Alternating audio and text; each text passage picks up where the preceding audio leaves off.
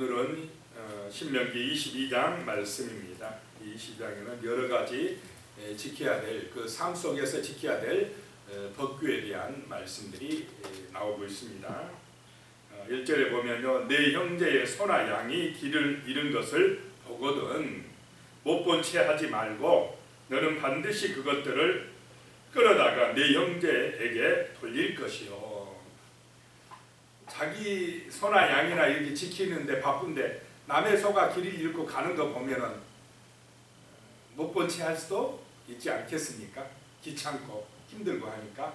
그래도 남의 소나 양이 길을 잃고 가는 거 보면은 반드시 찾아다가 그 주인에게 돌려주라 이 말입니다. 못 본 채 하지 마라. 자, 이런 마음이 따뜻한 마음이고 아름다운 마음인 줄로 믿습니다. 그래야 세상이 살기 좋아진다는 것입니다.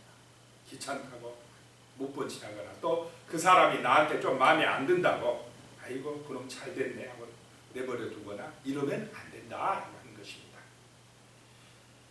2절에요. 내 형제가 내게서 멀거나 또는 내가 그를 알지 못하거든 그 짐승을 내 집으로 끌고 가서 내 형제가 찾기까지 내게 두었다가 그에게 돌려줄지니. 이게 남의 것인데 모르는 사람 거예요. 모르는 사람 것이 양이 길을 잃고 간다. 그러면은 누구 건지도 모르고 하면 모른 채 할 수도 있고 또 슬쩍 어떻게 할 수도 있겠습니까? 자기 것으로 그냥 삼아버릴 수도 있고. 그런데 그렇게 하지 말고 모르는 사람이고 아주 먼 곳에 있는 사람이라 것이라 할지라도 가져다가 모르는 사람의 것이면 일단은 자기가 가져다가 먹이고 이렇게 같이 돌봐주라는 것입니다. 그래서 주인이 찾아올 때까지 돌보고 있다가 주인이 찾아오면 돌려줘라. 주인을 찾으면 돌려줘라 라고 하는 것입니다. 3절에요. 낙이라도 그리하고 의복이라도 그리하고. 옛날에는 이 겉옷이 중요하고 또 벗어놓고 깜빡 잊고 가버리고 이럴 때에도 그렇게 가지고 있다가 형제가 잃어버린 어떤 것이든지 내가 얻거든 다 그리하고 못 본 채 하지 말 것이며. 4절입니다. 내 형제의 낙이나 소가 길에서 넘어진 것을 보거든 못 본 채 하지 말고 너는 반드시 형제를 도와 그것을 일으킬지니라. 소나 나귀가 짐을 너무 많이 싣고 가다가 그냥 쓰러졌어요. 그러면 일어나기가 어렵다는 것입니다. 그럴 때 지나가다 보면 반드시 도와주라는 것입니다. 자, 이 신앙이라는 것은 그냥 교회 안에서만 잘하는 게 신앙이 아니고 이렇게 어디까지 연결되어야 된다는 것입니까? 삶 속에 생활 속에서도 사랑과 인정과 은혜가 넘치는 그런 행동까지 옮겨지는 것이 바로 참된 신앙이다라고 하는 것입니다. 못 본 채 하지 말라는 것입니다. 그 다음에 5절에 보면 여자는 남자의 의복을 입지 말 것이요 남자는 여자의 의복을 입지 말 것이라. 이같이 하는 자는 내 하나님 여호와께 가증한 자이니라. 이 옷도 입지 마라. 요즘에 그 유명한 말이 트랜스젠더라는 말이 아주 이게 막 유명해졌어요. 트랜스젠더. 남자도 아니고 여자도 아니고. 근데 이런 경향이 남자가 여자가 되고 싶은 그런 욕구가 있답니다. 한번 상상해 보기도 하고 또 여자가 남자가 한번 되고 싶은 그런 상상, 생각은 할 수가 있는데 직접 되겠다고 성전화를 해버리거나 이러면 하나님 앞에 어떻게 되겠습니까? 옷만 바꿔 입어도 하나님 앞에 가증하다고 하는데 남자가 여자가 돼버리고 여자가 남자가 돼버리고 막 이렇게 하는 것은 가증하다는 것입니다. 그런데요, 지금만 오늘 이 시대만 그런 게 아니고 옛날에도 이 신화, 고대 신화 이야기에 신들이 어떤 신이 막 여자가 되려고 하고 어떤 신은 남자가 되려고 하고 그런 인간의 마음속에는 그런 경향들이 있는가 봅니다. 그래도 남자가 여자가 되는 것, 여자가 남자가 돼버리고 이렇게 성전환하는 것은 그런 것은 신의 이 성의 정체성을 파괴하는 것이다. 하나님 앞에 가증한 것이다 라고 하는 것입니다.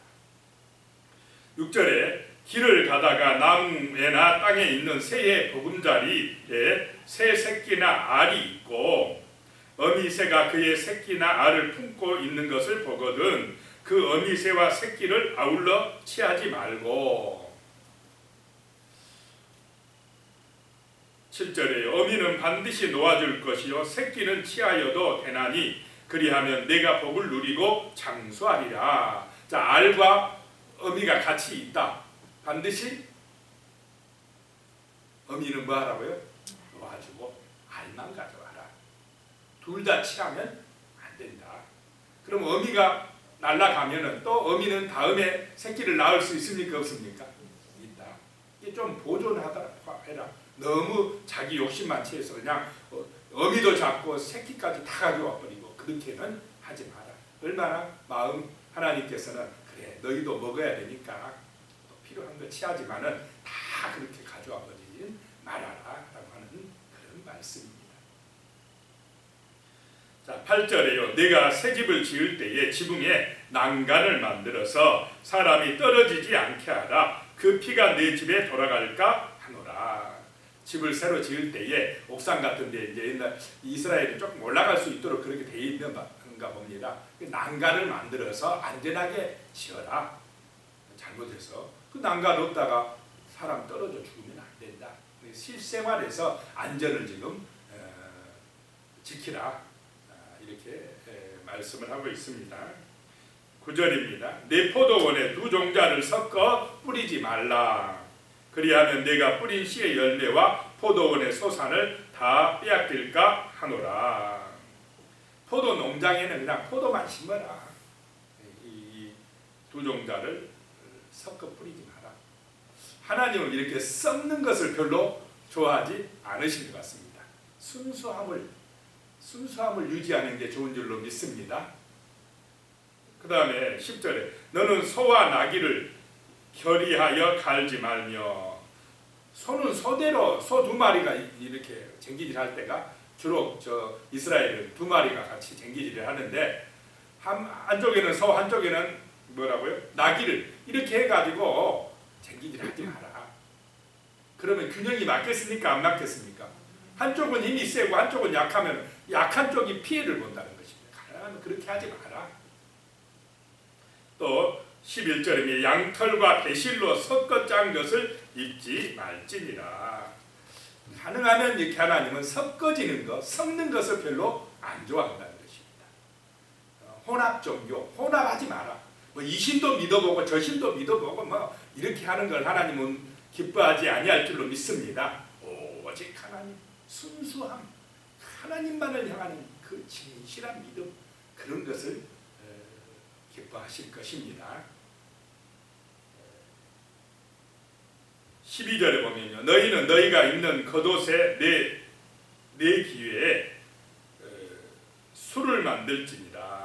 이 술 어떤 딱 이렇게 실같이 빼서 옷에 내 뒤퉁이에 달아 이 말입니다. 그럼 이 술을 볼 때마다 이 먹는 술이 아닙니다. 이렇게 옷에다 술을 다는데 이 술을 볼 때마다 하나님의 말씀을 기억하라는 것입니다. 하나님의 말씀을 상기시키는 것입니다. 늘 생활 속에서도 그냥 하나님을 기억하라는 것입니다. 말씀을 기억하고 나는 하나님의 백성이다. 나는 거룩한 백성이다. 나는 저 세상 사람들, 우상 숭배하는 사람들하고 다른 정말 구별된 성도이다 라고 하는 것을 이 옷술을 달고 다니면서 기억하라는 것입니다. 성도는 세상에 살지만은 세상 사람하고 구별된 그런 성도로서 살아가야 될 줄로 믿습니다. 뭔가 달라야 돼요. 말하는 거나 삶의 모습이 우리는 하나님을 믿는 백성으로서 좀 달라야 될 줄로 믿습니다. 그런 것을 기억하라 이런 말씀입니다. 그 다음에 이제 성적인 것에 대한 말씀이 나옵니다. 순결에 대한 말씀이 나오는데 13절에요. 누구든지 아내를 맞이하여 그에게 들어간 후에 그를 미워하여 14절에요. 비방거리를 만들어 그에게 누명을 씌워 이르되 내가 이 여자를 맞이하였더니 그와 동침할 때에 그가 처녀임을 보지 못하였노라 하면 옛날에는 이 시대는 구약시대 이 시대에는 주로 부모가 다 어떻게 짝을 지어줬습니다. 자기들이 뭐 연애해가지고 좋아해서 이렇게 한 게 아니고 부모가 딱 짝을 지어주면 그냥 결혼하는 것입니다. 그런데 결혼해 보니까 이 남자가 자기 아내가 뭐 했다고요? 마음에 안 들어요. 평소 아마 속으로 다른 여자를 좋아했을 수도 있는지 모릅니다. 이게 마음에 안 든다는 것입니다. 마음에 안 들면은 그냥 누명을 씌워가지고 쫓아내버리려고 하는, 그게 뭐냐면 내가 첫날 밤에 해보니까 뭐가 없다고요? 그 처녀의 표가 없었다 막 이러면서 고발이 들어왔다는 것입니다. 그러면은 그 처녀 아버지가 그 처녀가 가지고 있는 그 표, 그 자리옷 표, 그거 가지고 그 성문에 가서 이제 보이라는 것입니다. 장로들 앞에 펼 것이고, 18절에 그 성읍 장로들은 그 사람을 잡아 때리고 이제 징계를 하는 것입니다. 때릴 때는 40대가 넘으면 안 됩니다. 그 장로들이, 재판관이 너는 몇 대 맞아야 돼. 그러면 판결을 내린 대로 때리고, 19절에 이스라엘 처녀에게 누명을 씌움으로 말미암아 그에게 은 100세겔을 벌금으로 받아 여자의 아버지에게 주고 그 여자는 그 남자가 평생에 버릴 수 없는 아내가 되게 하려니와, 평생에 이제 버릴 수가 없도록 그렇게 하고, 벌금은 은 몇 세겔요? 100세겔. 결혼 지차금이 이 당시에 50세겔이었답니다. 그러니까 배로 물어줘야 됩니다. 그리고는 평생 자기 아내로 데리고 살아야 된다 라고 한다는 것입니다. 그런데 20절에 그 일이 참되어 그 처녀에게 처녀의 표적이 없거든 그 처녀는 돌로 쳐 죽이라 라고 하는 것입니다. 왜냐하면 그 아버지 집에서 창기의 행동을 하여 이스라엘 중에 악을 행하였습니다. 이와 같이 하여 너희 가운데 악을 제할지니라. 왜 이렇게 좀 어떻게 보면 요즘 시대에 보면은 안 맞는, 굉장히 강력하게 하는 그런 율법이겠습니까?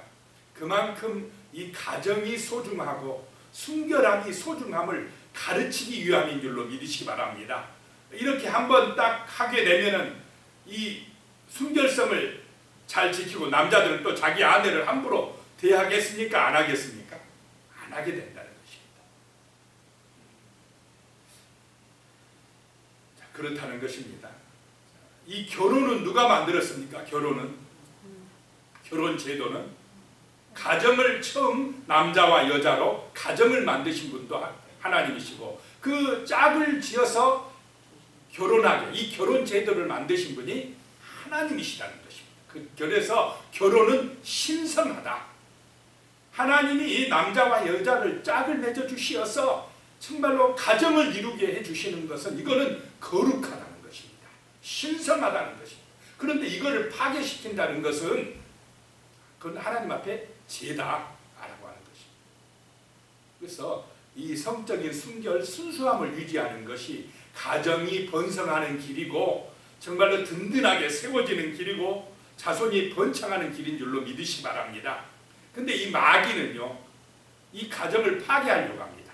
지금도 마찬가지입니다. 끊임없이 이 무너지게 만들어. 그러면서 뭐라고 하느냐? 인권 존중이다. 우리 자아를 실현해야 된다. 인간이 내 마음대로 하는 것이지. 인간이 자기 마음대로 하면은 그게 사는 길입니까? 망하는 길입니까? 인간이 자기 마음대로 자기 영광 드러내는 게 뭐냐? 사단의 술수입니다. 네가 하나님 될 수 있어. 네 마음대로 해야지. 네 좋은 대로 해야지. 자기 마음대로 살아야지. 이렇게 하면서 지금도 유혹하고 시험합니다. 그러나 우리는 인간 마음대로가 아니라 하나님의 말씀대로 살아가야 될 줄로 믿습니다.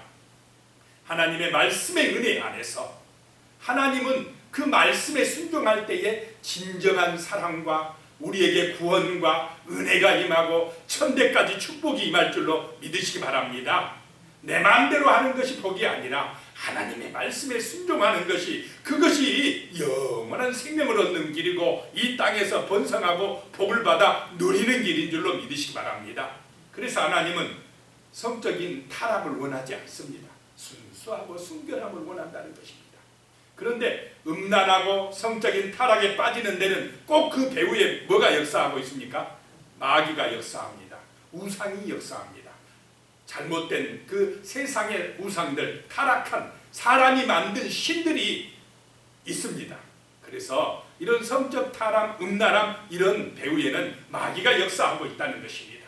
그러나 우리가 진실로 하나님을 섬기고 말씀에 순종할 때는 거룩해지고 순수해지고 정말로 가정이 든든하게 세워지고 사회가 아름다워지고 정말 행복한 하나님의 나라가 될 줄로 믿습니다. 그래서 우리는 이런 가정을 성적 타락이나 이런 음란함에서 지켜야 할 책임이 있습니다. 그래서 동성애라든지 이런 것도 반대해야 됩니다. 그런데 타락한 사회일수록 동성애를 조장하고요, 인간의 개인의 자유를 주장한다면서 막 그렇게 가정이 무너지는 그런 정책을 조장을 하려고 합니다. 그런데 그들도 주장하는 게 다 이렇게 포장을 해서 좋게 주장을 하는 경우들이 많습니다. 아무리 개인의 인권이 중요해도 하나님의 말씀을 어기는 것은 죄가 될 줄로 믿으시기 바랍니다. 기도드리겠습니다. 하나님 아버지, 참으로 하나님의 그 은혜가 우리의 삶 속에도 충만해지길 원합니다. 우리의 삶 가운데도 사랑과 용서와 감사와 또 순수함이 충만할 수 있도록 도와주시옵소서. 하나님 보시기에 정말로 순결하고 하나님 보시기에 신성한 그런 아름다운 가정을 이루게 하여 주시며, 아버지 하나님, 그런 은혜가 우리의 마음속에, 생각 속에, 우리의 가정과 삶 속에 말씀의 능력이 되고 은혜가 되어 임할 수 있도록 도와주시옵소서. 예수님의 이름으로 기도드리옵나이다. 아멘.